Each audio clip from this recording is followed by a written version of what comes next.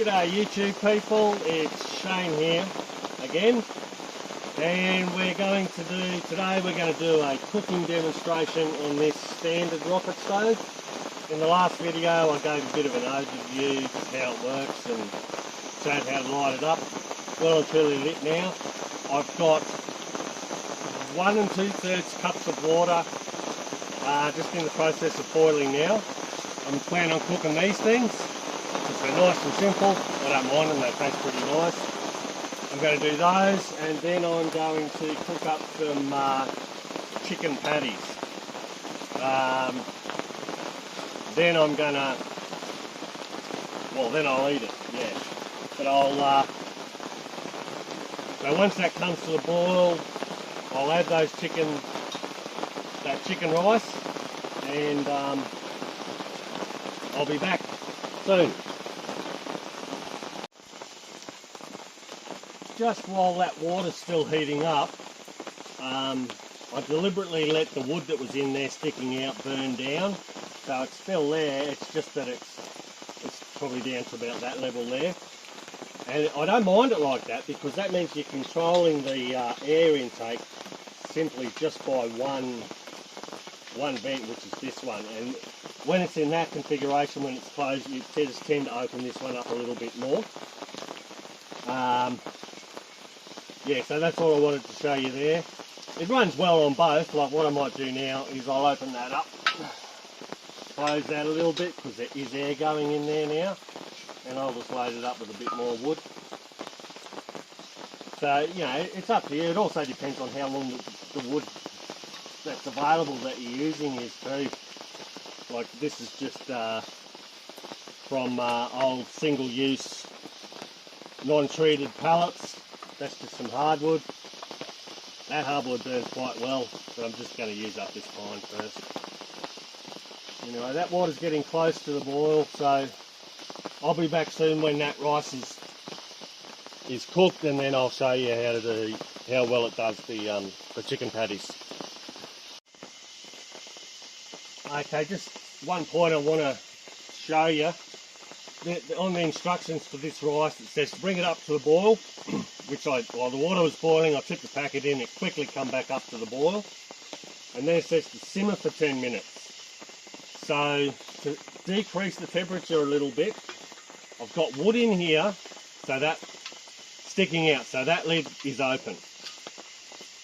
So what I'll do to decrease the airflow a little bit is to almost completely or even completely shut that one. So all the air's been coming in here, and what that's doing is just lowering that flame a bit, and it's still going down. And we have a look in there. Probably a little bit more than a simmer, like a fast simmer, but it's not rapidly boiling like it was before. Might just tilt a little bit just to help keep that temperature, keep it simmering. So I just thought I'd show you that. I'll come back later when I'm cooking those chicken rissoles. And I'm back. I'm just going to put these chicken patties on, get them started. I'll flatten them out in a minute. While you weren't watching, I just levelled that rocket stove out a little bit. Doesn't make any difference to the rocket stove, but it does to the fry pan. I don't want all that oil sloshing over to one side. I'll just give them a bit of a flatten out. Nothing flash here, I'm just trying to replicate what you might do when you were camping. Believe me, if I wasn't doing this, I wouldn't be camping today with this weather. It's atrocious. It's more than drizzle at the moment. It's it's not heavy rain, but it's annoying. I'll tell you, 6 or 7 weeks of this rain we've had, and I shouldn't live in the rainforest and complain about the rain, but I'm doing it anyway. Anyway, that's them cooking, or started cooking. If you see here what I've done, that rice is cooked. So what I did is I put it on this plate here. It's it's pretty hot. It's just hot enough to keep things warm. Plus you've got a fair bit of heat radiating off the body of the rocket stove. Just want to talk quickly about where you might use this rocket stove. It's not something you would take backpacking. I'm not sure of the weight. I'll put the weight up on the screen when I edit. But it's too heavy to backpack unless there's a big group of you and someone carries that alone. But it'll fit in the boot of your car, it'll the back of your ute, fit on your motorbike, in your canoe, whatever you want to do. And it's more of a kitchen base. This is where most of your all your cooking and everything goes. So you set it up and you just leave it there. It's also really good on the balcony. I've used this on the balcony quite a few times. We've got a wooden deck, and it's really good for that. You can't see them at the moment, but there's legs under there. They're round pipe, about so round, about that long, which gives a gap between that plate and the ground you're setting it on. When I used it on the balcony, it did absolutely no damage whatsoever to the balcony. If you've got very expensive balcony, I might put a tile or something down under it. But you could easily put it on a park bench, something like that. No problem. Anyway, I'll come back when they're close to cooking. We'll talk a little bit more.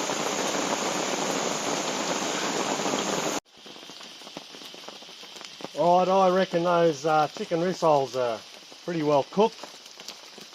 The rice is still warm. I just checked the wood. It's down to about there, so I'm not going to put any more in. It has been down to about there for a while. So I'm controlling the heat simply just by this one alone. It's a little bit easier, a little bit more straightforward. But once you've had a play with this rocket stove, it all becomes second nature. Like I said about the mini rocket stove, if you do end up with one of these or something similar, have a couple of practice goes before you take it camping or invite your mates around or whatever. They do take a little bit of getting used to, but once you get used to it, they're pretty good. And I don't know whether I've mentioned it or not, this thing's putting out quite a lot of heat, so they're a pretty good heater as well. So that's it for the standard rocket stove. In my next few videos, I'm going to do some videos on the Deluxe. I've briefly mentioned it before. It's got a sight glass, it's got a barbecue plate, a little pizza oven, and it does great pizzas. So I'll definitely show you how to do a pizza on it. But also, the one I'm just about to finish off, it's got a water heater. So while you're cooking your lunch or your dinner, you can heat up a drum of water so you can have a shower that night. Doesn't heat it up to boiling, but you don't need boiling water for a shower. Gets it up to a very nice shower temperature, probably a little bit too hot, but again, if you wanted to boil water, you would just do it on the barbecue plate. Anyway, so that's it for this one. That's what's coming. Thank you very much for taking the time to watch the video. I do appreciate it. You like what you see, what I'll do is I'll put up my email address on the screen. So if anyone wants to get in contact with me, they can. Alright, thank you and bye.